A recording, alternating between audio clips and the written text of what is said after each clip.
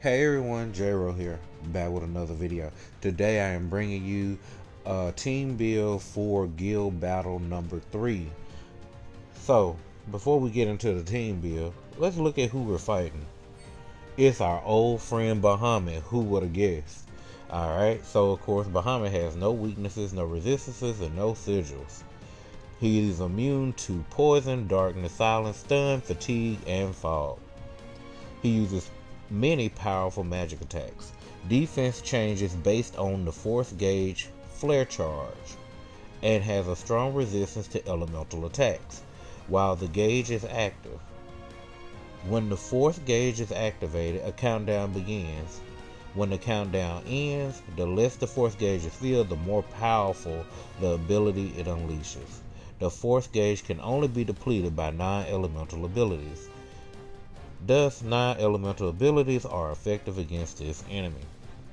So basically, when we start the battle, Bahamut will put up basically a shield for all elemental abilities. So basically impervious to elemental damage. But the catch is, after he does the Mega Flare, he loses those elemental defenses. So if you manage to tank the Mega Flare, you're able to go ahead and use, for instance, summons to finish him off right before the timer ends. Alright, so let's take a look at the build that I came up with here. So let's start off with our main DPS. We got Tifa here, rocking her new Bahamut suit for boost attack all allies and Bahamut's Whisper. We have her using Bahamut Fangs, which mine has 1156% magical non-elemental damage, and it's a magic attack all allies and magic ability potency. And this is where the build kind of gets interesting at. We have feather gloves on. This is our magic defense down, but it's an attack and water potency weapon. I'm also going to be using her ultimate leather gloves for boost ability potency and boost magic defense. For her subs, I have the Sun Umbrella for magic attack and magic ability potency. Again, something interesting here. I'm putting on the bunny gloves for magic attack and water potency. And then the crystal cross for magic attack and ability potency. So basically, I'm building elements for the summon so it can do damage at the end of the battle. Alright, so let's take a look at the R abilities. The R abilities come out to be magic attack level 7, magic defense level 3, attack level 4, water potency level 4, ability potency level 5, magic ability potency level 7. And as you can see, a slew of attack all allies and magic defense all allies here. The materia I have on are stat sticks for magic attack and magic defense. And so I built her with water in mind, so I have her equipped with the Leviathan Summon. Alright, so in the end, her stats come to be 8.1k HP. Magic attack is 10.4k. Magic defense is 184. Okay, so let's look at our second DPS here. I went ahead and chose to go with Vincent. So if you went ahead and pulled on Vincent's summer banner, you would have his formal attire outfit, which is his magic ability mastery, which gives him 15% more damage when the command gauge is full. And he also has magic ward, which gives him additional 15% defense and 5% HP. He has Hugin and Moonin. As you can see, mine isn't maxed out, but it's almost as equal to Tifa, with 1140% magic non-elemental damage. At OB10, this is a 1300% magic non-elemental damage. But since I don't have it OB10 yet, we'll run with it how I got it. It gives magic attack and magic ability potency. Sounds like I need to do a damage comparison between it and the Bahamut Fangs. Look for that video in the future. Alright, continuing on. I'm using the S1976C for the ability to reduce physical attack and magic attack down, mid to high. And our abilities on this weapon is magic attack and boost ability potency. For sub weapons, I have him rocking the Rose Musket for magic ability potency and boost fire potency. We have him using Protector Blade and the sub for magic attack all allies, magic ability potency. And then last but not least, we have Stream Guard for magic attack all allies and fire potency, which boosts him up. We're boosting up fire because we're going to put the Ifrit summon on him. Alright. So with that, his R abilities come out to be magic attack level 7, fire potency level 4, ability potency level 2, magic ability potency level 6, and that's it. So his stats, of course his material stat stick for magic defense and magic attack. Alright. Same with this one. Magic attack, magic defense, HP. Magic attack, HP, magic defense. Alright. And then so stats come out to be 8.6k HP, 7.8k magic attack, 178 magic defense. Alright. And our supporter for this group, we're gonna run Aerith. Aerith will be rocking her Bahamut's robe, using for a boost attack all allies and Bahamut's protection. I went ahead and slotted the Snowflake in the main hand so she'll get magic attack and ice potency. The reason this works for this build is because it does have a Cura slot in the third materia slot. So next up I have the Karma Rewind for magic defense up all allies. And then also I have her rocking her ultimate guard stick for heal and magic defense.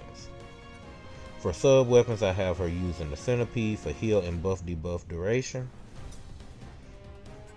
Her Bahamut's Rod for magic attack all allies and heal. And then the Umbrella for boost magic defense all allies. The material out, even though this is a cure material for healing, this is also a stat stick as well for magic attack and heal. So this works out perfectly. This Ruin Blow is a stat stick for heal, and this Ruin Rut is a stat stick for heal. Because I have her built with the ice weapon in the main hand, I'm running Shiva on her. Alright, so let's look at the R abilities. R abilities, we have boost HP level 3, magic attack level 7, magic defense level 3, boost heal level 8, boost ice potency level 5, and the last one that's important is buff debuff extension level 4. With this, her stats come to be HP 11.5k, magic attack 7.4k, magic defense 226. Oh, and also heal 4.9k. Alright. So with the way this is set up, we'll do what we can as far as damage, and then at the end we'll tank the Mega Flare, and then at the end of that we'll use the summons right after timer would hit 0. Okay. War chest, of course. War chest is, I call this the war chest, it's called buff. I just selected everything. I did auto formation, so it just selected everything for me. Alright, and with that being said, let's get into the battle.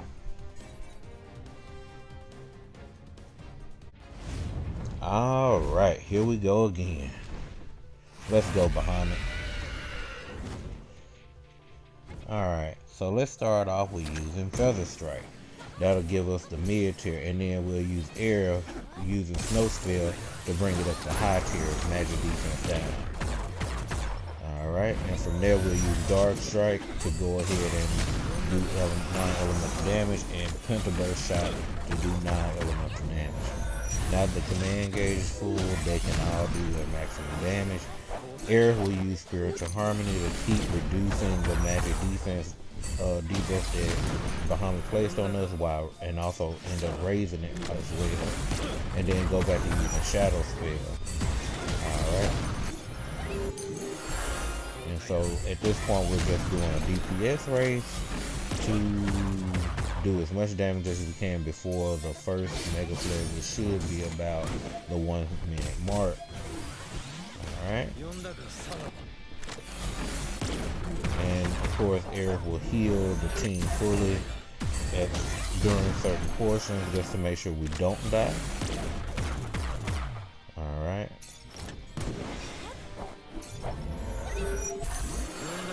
See, okay.